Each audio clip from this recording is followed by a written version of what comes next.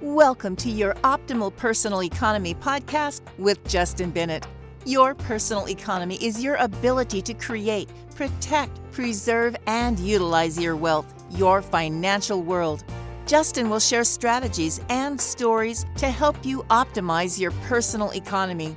Now, on to the show with Justin Bennett. Hello, and welcome to another episode of Your Optimal Personal Economy, YOP, with Justin Bennett. Just wanted to talk to you guys about something that is clearly on everybody's mind. It's probably the focus of everybody's conversation, or at least I should say almost all conversations touch on this thing called COVID, also referred to as the coronavirus.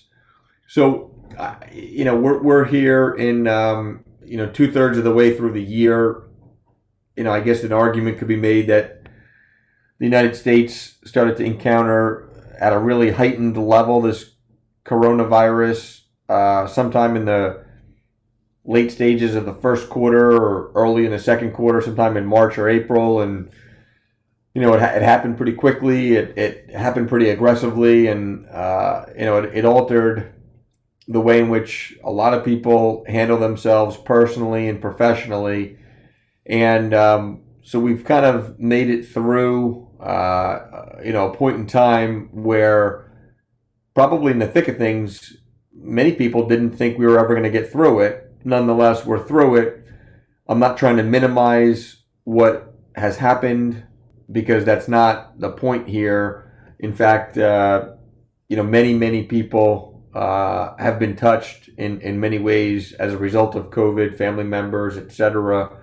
But, the way I look at it is I say to myself, we're fundamentally given two options. We're fundamentally given the option to allow COVID to control us, or we can control ourselves in relationship to COVID. Okay, so we can either allow COVID to control us, or we can control ourselves in relationship to COVID. And that's something that can be done personally. It's something that can be done professionally.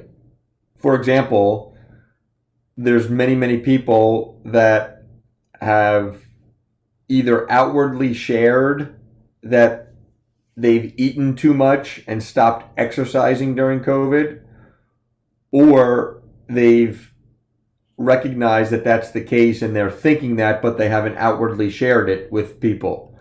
And that doesn't make them a bad person. That doesn't make their decision to be a bad decision. It just makes it to be a decision that was made that an external variable, a pretty significant unplanned life event, resulted in the dictation of how that person is behaving around diet, around health, around exercise, around fitness.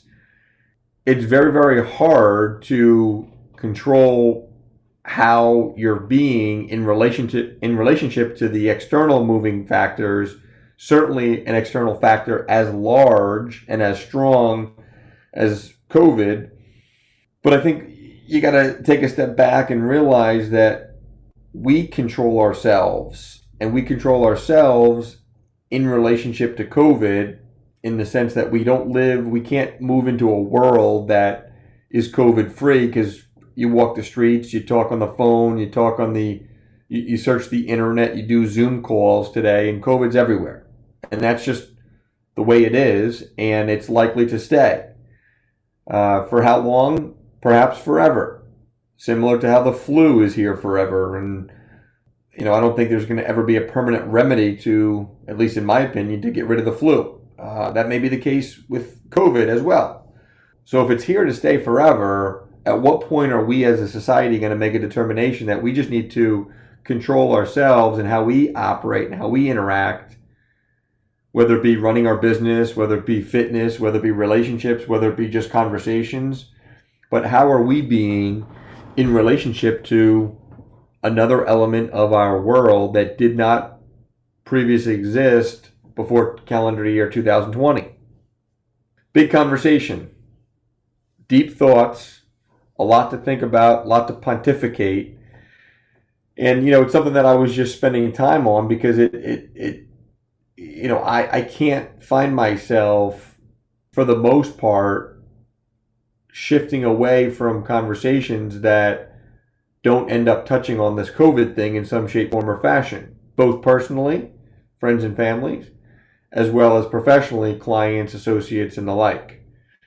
So, I just think that what, I would humbly submit to the listeners is that I did not find myself falling off of the fitness wagon, not because I'm the best, not because I'm macho or I'm a bravado or anything to that effect, but simply because I said to myself, well, if staying fit and eating properly was what I did before COVID, and as a result of that, it satisfied how I was thinking, it satisfied how I was behaving with all other domains of my life, and it was giving me fulfillment and it was giving me satisfaction, I just made a decision. I said to myself, why would I want to do something different that would cause me to feel different and think differently and behave differently? And so I just made a decision that I'm going to stay fit, I'm going to stay eating well, I'm going to stay exercising and training hard. And, in fact, I got to a point sometime earlier this year where, I started to encounter a little bit of an ankle injury. It was tied back to a tendon in my ankle. And, it was something that probably came up from, frankly, overusage. And, I moved or changed my training to a way in which it allowed me to protect the injury and still move forward with my fitness in ways that I didn't previously do. So specifically, I slowed down on my running and I dramatically increased on my swimming. I also dramatically increased on what I did with the stair climber, right? So it's a totally different form of training, yet it's all tied back to fitness. It all gets the heart rate pumping. It all helps you keep calories off, weight down, provide for a healthy body, which then provides for a healthy mind.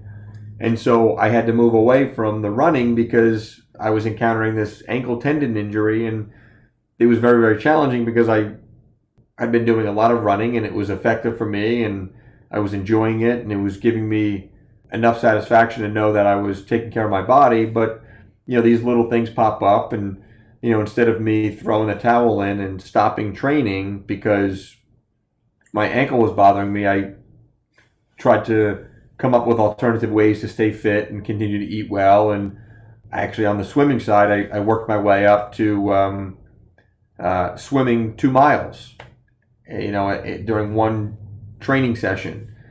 And, I was never really able to do that without taking many, many breaks along the way.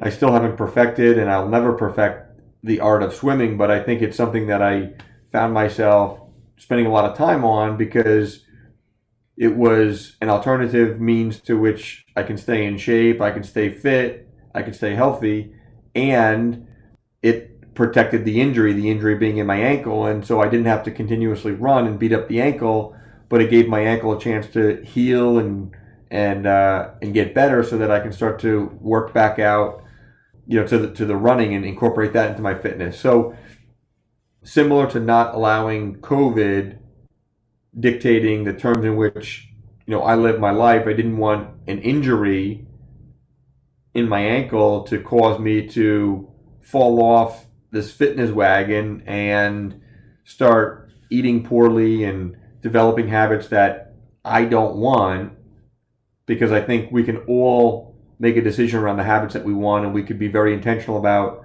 developing those habits and continuously grooming those habits if we want to.